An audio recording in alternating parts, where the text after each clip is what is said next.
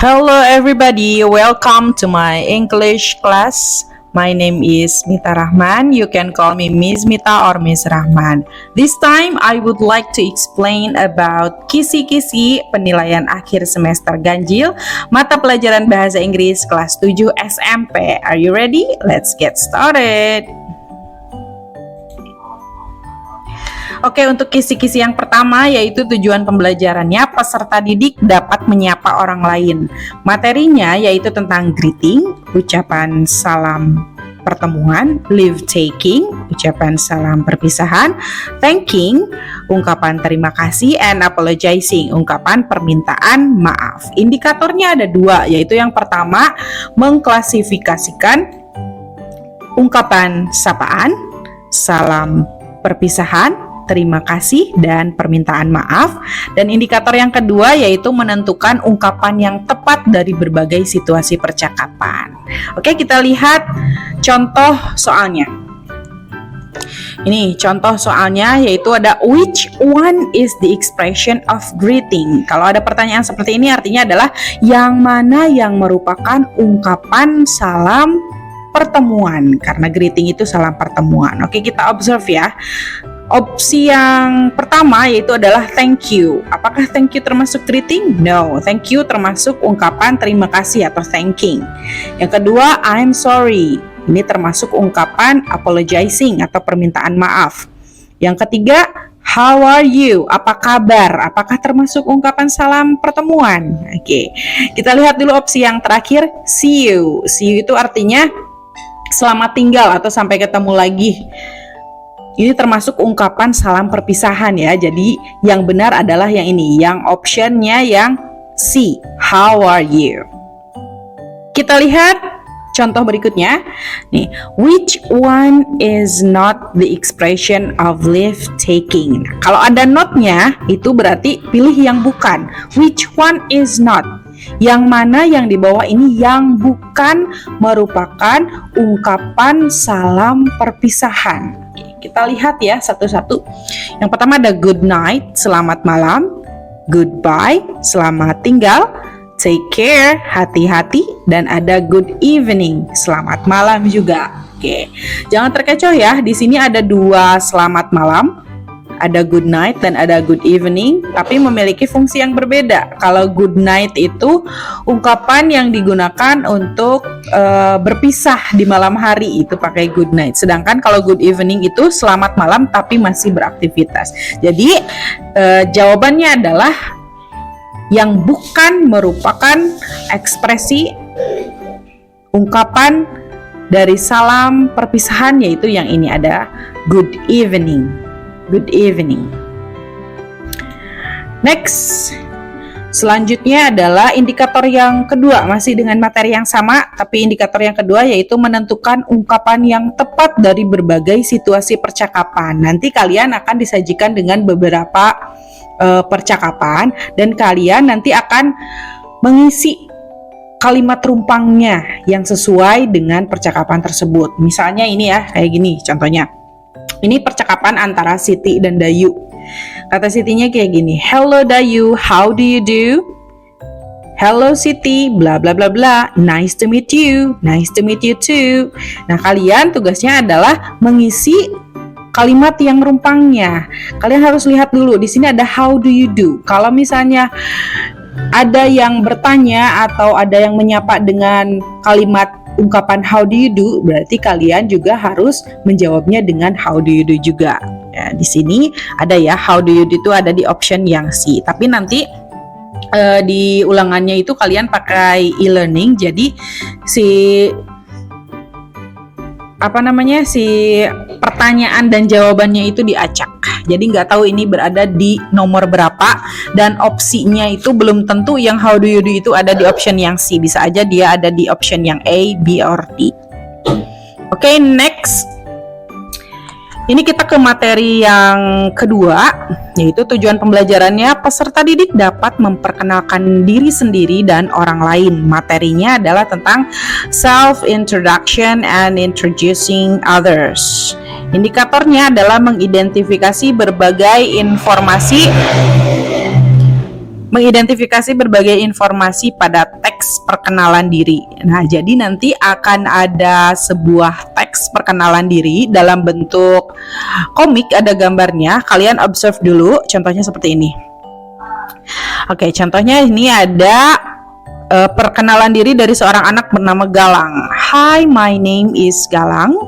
I'm from Kalimantan. I live on Jalan Sumatera. I'm 13 years old.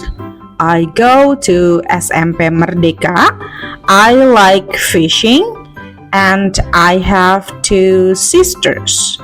Nama saya Galang. Hai, nama saya Galang. Saya berasal dari Kalimantan. Saya tinggal di Jalan Sumatera. Umur saya 13 tahun dan saya belajar di SMP Merdeka.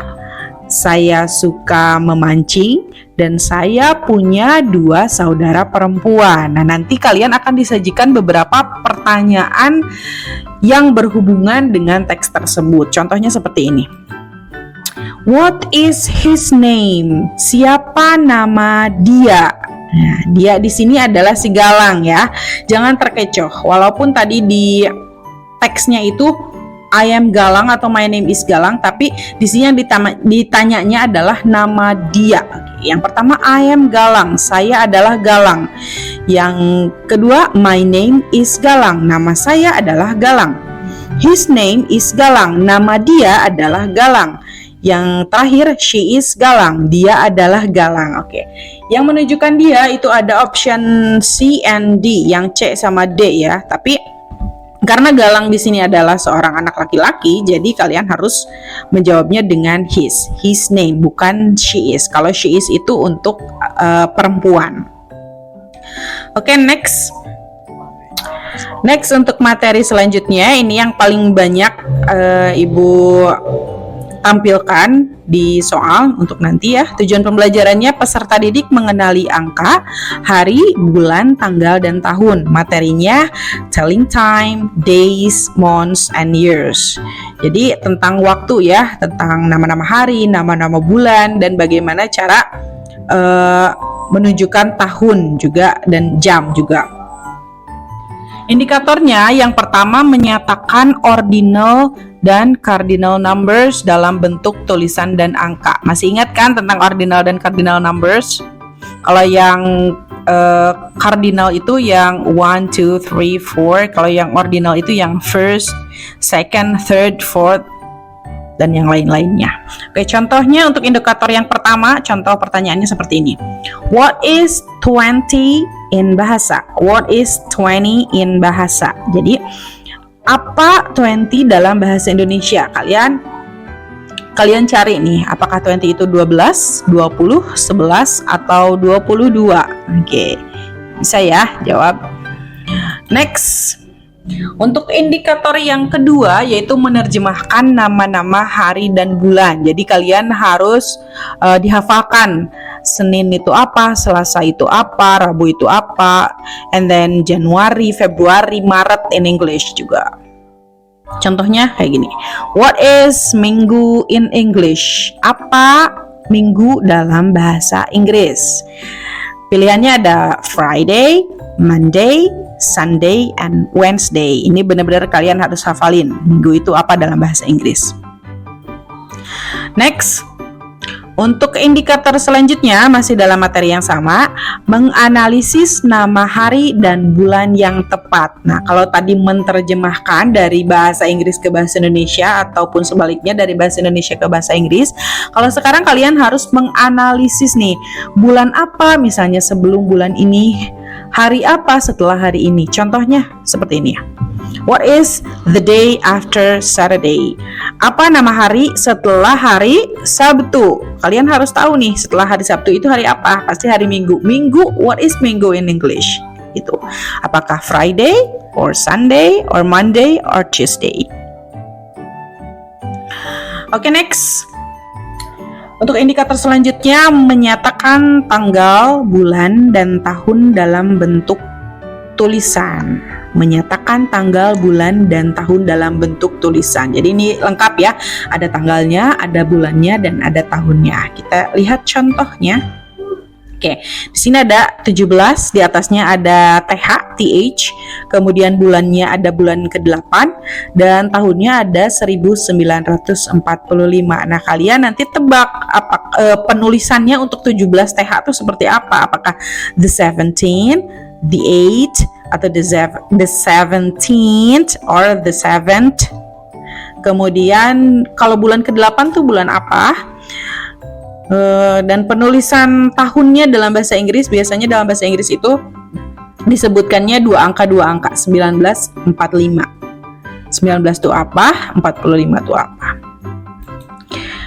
Next, untuk indikator yang terakhir, menentukan waktu yang tepat sesuai gambar. Nah, ini berhubungan dengan waktu atau jam. Jangan lupa pelajari lagi yang tentang o'clock, half past, quarter to, dan penyebutan menitnya juga ya. Kita fokusnya ke bentuk waktu yang digunakan di British. Nah, contohnya kayak gini. What time is it? Jam berapakah ini? Kita lihat di gambarnya, ini jarum pendek berada tepat di angkanya, kemudian jarum panjang berada tepat di angka 12. Ingat ya, kalau aturannya jarum panjang ada di angka 12, maka menggunakan o'clock. Oke. Jadi yang tinggal kita perkirakan adalah 6. Apa angka 6 dalam bahasa Inggris? 1, 2, 3, 4, 5, 6. Yes, it's 6 o'clock. Jam 6 tepat. Next. Indikator selanjutnya yaitu materi selanjutnya yaitu things around us. Benda-benda yang ada di sekitar kita. Tujuan pembelajarannya peserta didik mengenali benda-benda dan hewan yang ada di sekitar. Indikatornya yang pertama, menentukan ungkapan yang tepat sesuai gambar yang disajikan. Oke, kita lihat contohnya. Let's check it out. Di sini ada gambar telur ya. Ada telur, telurnya ada 6. 1, 2, 3, 4, 5, 6. Kalian diminta untuk menjawab how many eggs are there? How many eggs are there? Ada berapa telurkah di sini atau di sana? Kita lihat yang pertama, there is an egg. Ada sebuah telur. Secara kalimat ini benar ya, there is an egg, tapi tidak sesuai dengan gambarnya. Jadi jangan pilih yang ini. Yang kedua, there are some egg. Ada beberapa telur. Betulkah beberapa? Ya betul, tapi secara struktur kalimatnya ini kurang tepat ya. Kalau lebih dari satu menggunakan there are, betul. Pakai some, beberapa, boleh, bisa. Tapi kalau egg-nya, kalau lebih dari satu, ini harus tambah s di belakangnya. Harusnya there are some eggs. Jadi jangan pilih yang option B. Kita lihat option yang C. There are 6 eggs. Ada 6 telur. Telurnya di sini, egg-nya ditambah S. Betul ya. Yang terakhir, siapa tahu yang terakhir betul juga. Kita lihat. There are many eggs. Ada banyak telur. Banyak, 6 disebut banyak juga bisa. Tapi kita lihat di sini, setelah egg-nya itu ditambah ES di belakangnya. Ini kurang tepat ya. Harusnya cukup ditambah S aja di belakangnya. Jadi yang jawaban yang betul adalah option yang C. There are 6 eggs. Next, di sini ada gambar lagi, ada gambar sebuah apel dan ada sebuah kotak. Ini menunjukkan posisi apelnya. Where is the apple? Di manakah apelnya? Where is the apple? Di manakah apelnya? Kita lihat ya. Kalau on itu tepat di atas, on itu tepat di atas, under itu di bawah, in itu di dalam, beside itu di samping ya. Sekali lagi, on tepat di atas, under di bawah, in itu di dalam, beside itu di samping. Yang betul, apelnya tepat berada di atas. Berarti jawabannya adalah the apple is on the box. The apple is on the box. Apelnya tepat berada di atas kotak. Oke. Nanti kalian akan disajikan pertanyaan dan opsinya secara acak ya. Jadi jangan dihafalkan optionnya, jawabannya A, B, C, D-nya. Bisa aja yang the apple is on the box itu berada di option yang D or C or B. Oke, next materi yang sama. Indikator yang kedua yaitu menganalisis berbagai informasi sesuai gambar yang disajikan. Oke, contohnya seperti ini ya. Akan ada suatu gambar, sebuah gambar, ada meja, ada kursi, dan ada beberapa peralatan sekolah ya, ada buku, ada pensil, ada tas, ada penggaris. Kalian fokus ke pertanyaannya, apa yang ditanyakan. Contohnya kayak gini ya, jangan terkecoh. Which one is not true based on the picture? Yang mana yang tidak sesuai, yang mana yang tidak benar. Which one is not true? Yang tidak benar berdasarkan gambar. Jadi kalian pilih jawaban yang tidak sesuai dengan gambarnya. Kita lihat contohnya, there are some pencils. Ada beberapa pensil. Secara kalimat betul ya, kalau pensilnya beberapa itu pakai there are, some pencils, pensilnya pakai s di belakangnya, pencils. Ada beberapa pensil. Coba kita lihat apakah pensilnya ada lebih dari satu. Iya betul, berarti jangan pilih yang ini karena yang ditanyakan adalah yang tidak benar. Yang ditanyakan adalah yang tidak benar. Berarti yang option A itu benar, jangan dipilih. Jangan dipilih. Yang option B, there is a red apple. Ada sebuah apel merah. Ada sebuah apel merah. Kalau sebuah pakai there is betul ya, secara kalimat betul. Kita lihat di gambarnya. There is a red apple. Apakah betul ada sebuah apel merah? Betul juga. Berarti jangan dipilih yang ini karena yang ditanyakan itu yang tidak betul, yang tidak benar. Oke, option yang C. There is a blue bag. There is a blue bag. Ada sebuah tas berwarna biru. Ada sebuah tas berwarna biru. Betul ya? Coba kita lihat dulu yang D. There are 3 books. Ada 3 buah buku. Lebih dari satu itu pakai there are 3. Apakah bukunya ada 3? Kita lihat. 1, 2, 3 ya, yang terbuka 1, yang tertutup ada 2, warnanya ungu dan biru atau hijau ya, biru mungkin.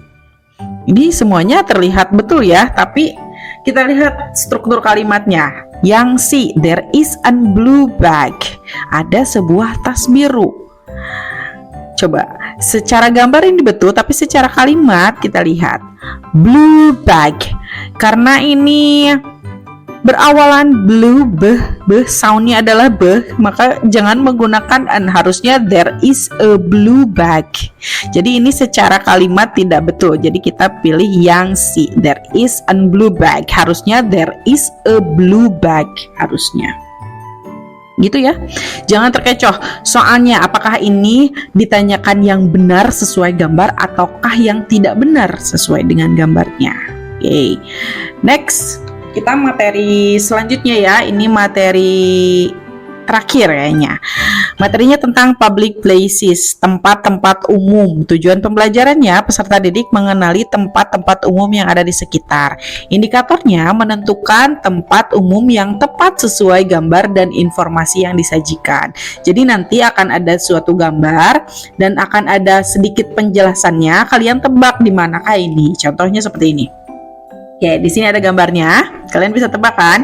Kemudian ada pernyataannya juga untuk membantu kalian menebak. This is a formal building for teaching and learning activities. Ini adalah gedung formal, ya, gedung formal for teaching and learning activities, untuk aktivitas belajar dan mengajar. Where is it? Di manakah ini? Apakah di bank, school, market, or airport? Bank itu adalah bank, school itu sekolah, market itu pasar, kalau airport itu adalah bandara. Kalian bisa tebak kan ini ada di mana?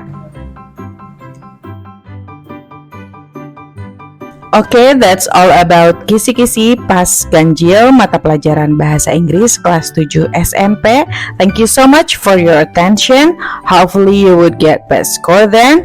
Do your best, no cheating, and have a nice test.